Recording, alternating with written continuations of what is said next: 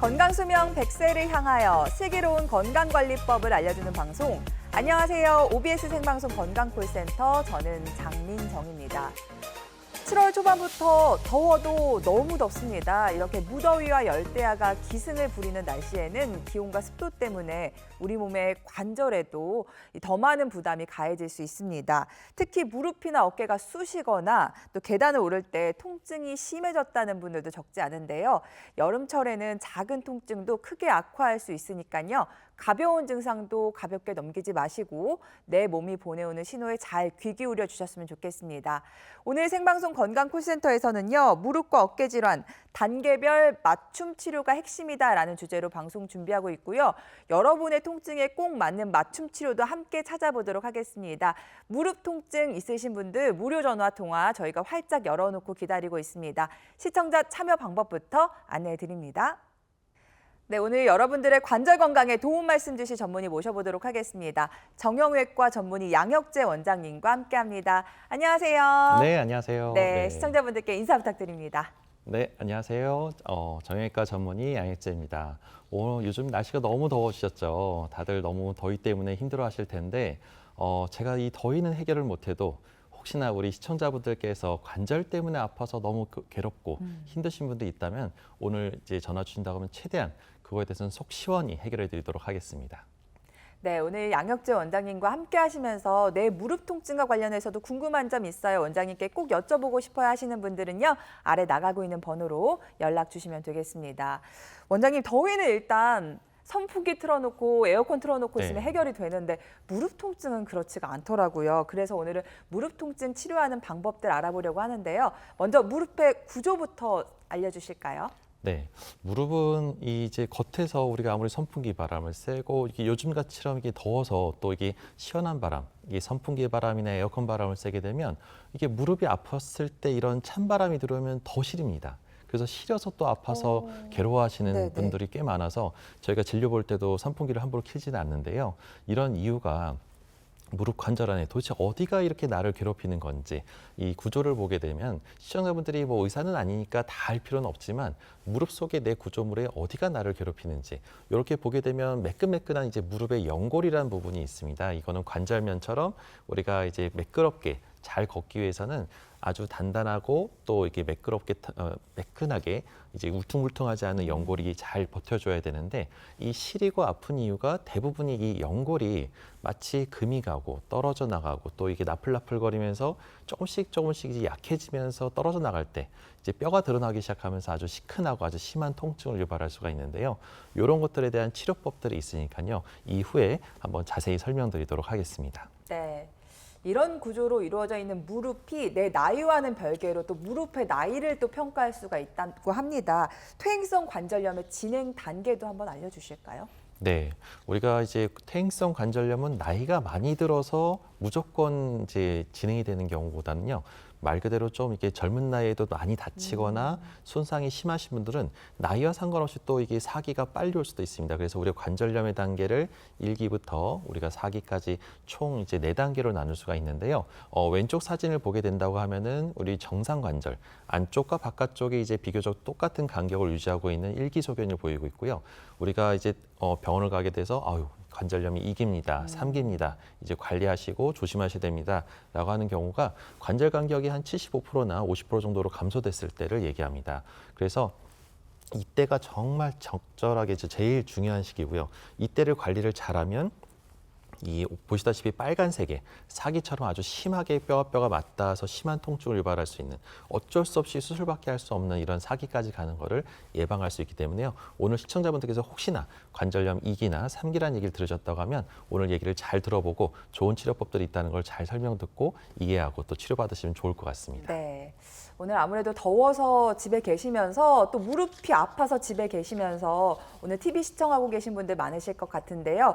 이분들이 제가 곰곰이 생각해 보니까 더위와 무릎 통증을 한 번에 해결할 수 있는 방법이 있더라고요.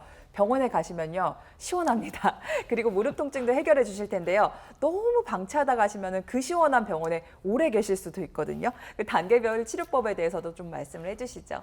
네, 맞습니다. 네. 그래서 우리가 이제 단계별로 아까 살짝 얘기했다시피 우리가 1단계 정도의 그 관절염 초기 단계에서는 우리가 가까운 병원에서 물리치료나 도수, 재활치료 또는 때로는 이제 간단한 뭐 이제 통증이 있다고 하면 약물 치료까지 하게 된다고 하면 비교적 간단하게 한 3일이나 일주일 정도 약 먹고 금방 호전되는 것을 느낄 수 있을 겁니다. 하지만 관절염이 2기에서 3기까지 간다고 하면은 이게 이제 동네에서 이제 좀 안 좋아서 연골 주사도 맞아보고 때로는 또 물이 차서 물도 먹어보고 이제 심한 경우는 이제 스테로이드 주사까지 맞거나 연골 주사까지 맞는 경우가 있는데 이런 경우에도 호전이 안 돼서 이게 왜 이렇게 오랫동안 안 낫지라고 고민하시고 계시는 분들이 정말 많으실 겁니다. 이런 분들한테는 조금 더 적극적인 치료를 할 수가 있는데요. 네. 우리가 줄기세포 이식이나 아니면은 자기 연골을 배양해서 이식하거나 그 밖에도 자가골수에 농축 흡입액을 넣어서 재생을 유도하거나 그 밖에도 주사 중에서도 스테로이드나 연골사 말고도 우리가 재생을 유도할 수 있는 좋은 치료법들이 있습니다. 이런 것들을 반드시 경험 많은 의료진하고 상의해서 잘 치료하신다고 하면 우리가 더 악화돼서 수술까지 가는 이 수술적인 치료도 있긴 있지만 거기까지 가지 않게 최대한 막아볼 수가 있습니다. 네. 아마 무릎 통증 갖고 계신 많은 분들이 이제 약도 먹어보고 물리치료도 받아보고 연골주사 치료까지는 많이들 받아보셨을 것 같아요. 그래도 낫지 않는다면 이제는 좀 적극적인 치료를 하셔야 될 텐데 오늘은 그 비수술적인 치료법들에 대해서 소개해드리려고 하고요. 먼저 살펴볼 치료는 증식주사 치료입니다. 이건 어떤 원리로 우리 무릎 통증을 잡아낼 수 있는 걸까요? 네, 증식주사의 원리는 모든 관절, 무릎이든 어깨든 허리든 간에 어떤 관절이든 우리 관절을 감싸고 있는 인대라는 조직이 있습니다. 이 인대는 근육이나 힘줄과 달리 늘어나거나 이런 조직이 아닌데요. 관절을 단단하게 잡아주면서 힘을 전달하게 해주고 관절을 보호하고 그런 역할을 하게 되는데 그 인대가 관절염이 진행되면서 심한 염증을 유발하게 되면은 관절염으로 인한 통증의 거의 한 7, 80%가 인대 염증 때문에 생기게 됩니다. 그래서 우리가 인대라는 조직은 관절에 아주 광범위하게 감싸고 있기 때문에 네. 어디가 염증이 있는지를 정밀 검사를 통해서 정확하게 위치를 확인하는 것이 가장 중요하고요. 그 위치를 확인해서 우리가 정확한 부위에 약제를 고농도로 삼투압을 넣어서 염증 반응을 일시적으로 주사를 주입하게 되면 염증 반응이 활성화됐다가 통증이 좀 생겼다가 다시 또 염증이 가라앉으면서 통증이 사라지면서 2, 3일 안에 면역 반응이 활성화되면서 새로운 조직으로 새롭게 인대가 단단해지게 됩니다. 이러한 과정을 한 번에 끝내는 것이 아니고요. 4에서 5회 정도 반복적으로 했을 때 치료 효과를 아주 극대화돼서 근본적으로 재발하지 않고 잘 치료할 수가 있는 방법이 되겠습니다. 네. 적극적인 치료라고 해서 좀 부담을 가지셨다가 간단한 주사 치료라고 하니까 반가운 분들도 많으실 것 같은데요. 이 증식주사 치료의 특징들도 함께 짚어볼까요? 네, 아무래도 증식주사는 당일 외래를 통해서 통원을 통해서 우리가 이제 관절염의 염증을 잡고 통증을 잡을 수 있는 간단한 치료 방법입니다. 그 밖에도 이제 흉터가 없고 크게 째거나 이렇게 상처가 생기거나 흉터가 생기지가 않고요.